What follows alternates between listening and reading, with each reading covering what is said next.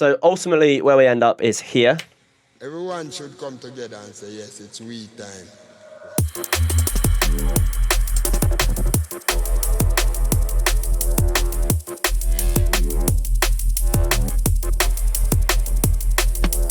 Which obviously sounds lovely. Now, this video, what we'll be talking through is basically how do you go from a drum loop, which sounds like this, into a lovely minimal drum and bass song. So watch from start to finish, and there'll be loads of things that you guys can do to make your music sound super, super dope. Now, before we get into this masterpiece, I do want to let you know about a competition that I'm going to be running. As it stands at the moment, we're on 726 subscribers. Now, Mr. Beast was at 726 subs at one point, and now, you know what I mean, he's doing pretty well for himself. What I've done is I've chosen a number between 726 and 1,000. And if you subscribe and whatever number subscribe you are matches the number that I've written down, literally just there, I will gift you a £50 Amazon gift voucher. I know you're thinking, Isaac, that is too much money. You're too generous. Isaac, how are you so rich and good looking? These are all questions that I know the answer to. Basically, long story short, if you sub and you meet the right number, I'll give you 50 quid. Yeah. Cost you nothing to subscribe. Cost me 50 whole pounds, guys. You know what I mean? Just when life's been kind to you, just, you know, give back. Yeah, without further ado, let's jump into this video. Now, I do want to just quickly disclaimer, we didn't make the drums on this, right? We made the drums on off stream, and also I've done so many drums videos. So what I'm going to do is I'm going to click like that, and it's basically going to show us what the drum beat is. So, you know.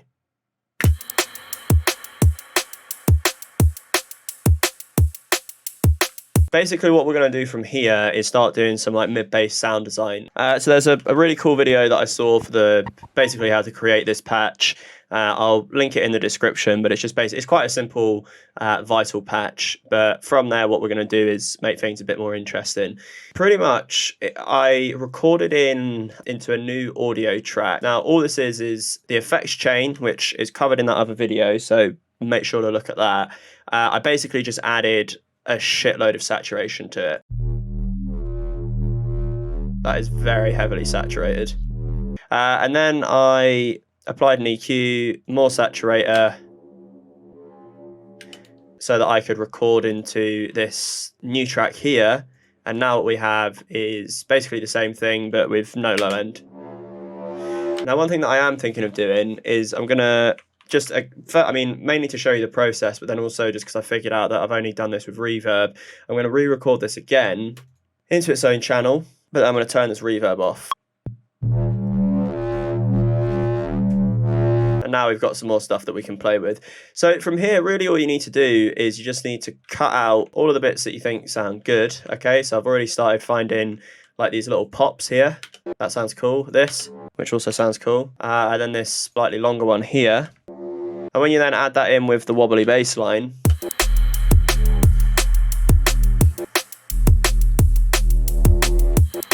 sounds pretty groovy. The problem is that basically all just sounds the same. So maybe something like this would sound good like here, and then maybe you just want them all to like blend in.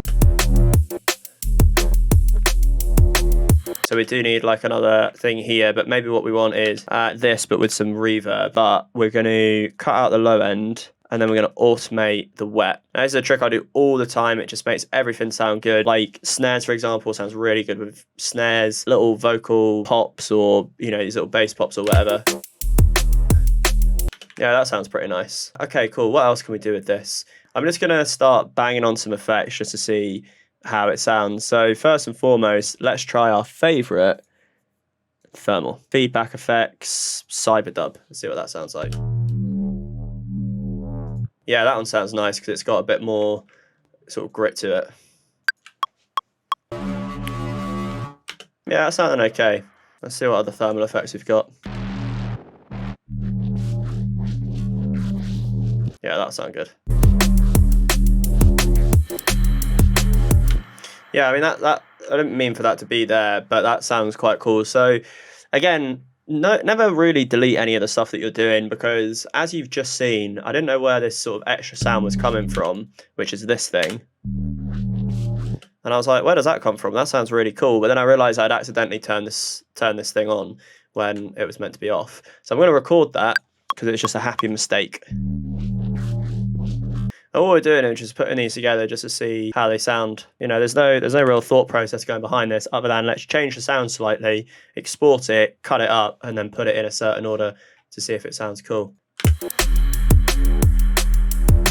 I want to accentuate this a little bit. So I'm going to put that on the top and just have that. So what is this? That does sound really nice actually, but if it was reversed. Cool.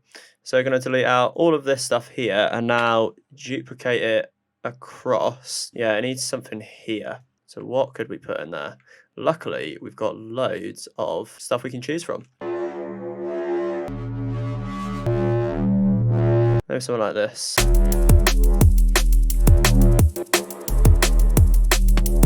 So I'm pretty happy with the structure of the mid bass. So now it's just about how do we get it so that it just sounds super, super dope. What are these?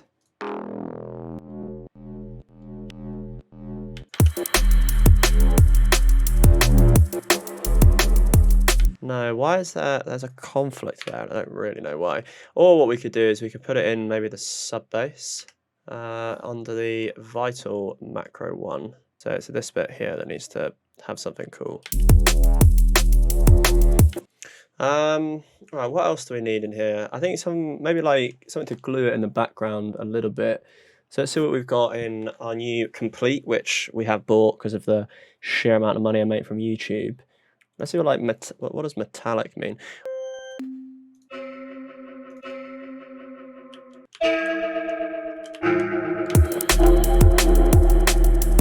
That sounds cool. Wow, that was really uncomfortable. And I am just going to consolidate that now because it sounds a bit weird.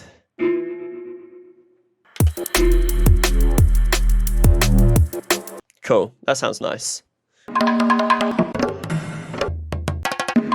We'll put it in the drum group, but we're going to put it on like this section here. Yeah, maybe we don't want all of that. And then we're just going to basically get the same effect by putting on our own reverb, because there's that one little sound in there that I wasn't vibing. And what we're also going to do is copy this for the kick, put it on the bongo. So this is just a sidechain compressor that we've got from the kick. And then we're going to automate the device on, so it's only going to come on when the sort of full reverb's playing. I think it's sounding pretty good actually. Right, so let's move all of this stuff here out of the way. This can also go. Let's try and do a bit of an intro, because I know that intros are something I always seem to gloss over. So I did actually find this cool pack the other day, which is this one.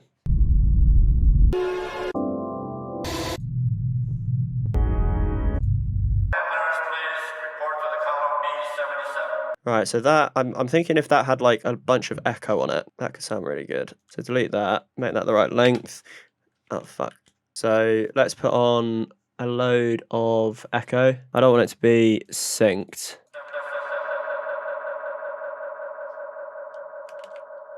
Yeah, that's going to sound really cool. We have some like drones as well. So we got this sort of drone thing. Take out a lot of that like really harsh low end. And we'll do that classic minimal thing where we put on a hat. So we just want the hat rhythm maybe. And I'm also going to put in the kick and snare as well. And we do want the other hats as well because they sound good. So we're going to have an intro kick, which is going to be a lot lower. Maybe we don't want all these snares. Try just deleting these for now. We're going to duplicate these as well and just make them a bit quieter. Yeah, well, I think we want like a sort of a nice ride cymbal in there. And I know that I've got a ride cymbal. So I'm not even going to look for one. I have so many. Right, that needs some hybrid reverb, but not just any old hybrid reverb. Let's see what drums we've got. Lively resonant. Yeah, that sounds quite nice. Then let's also put on a compressor for the kick.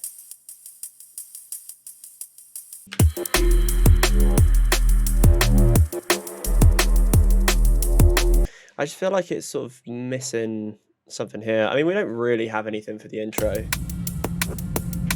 We need some like more musical elements. So let's see what we've got in complete control. What does granular mean?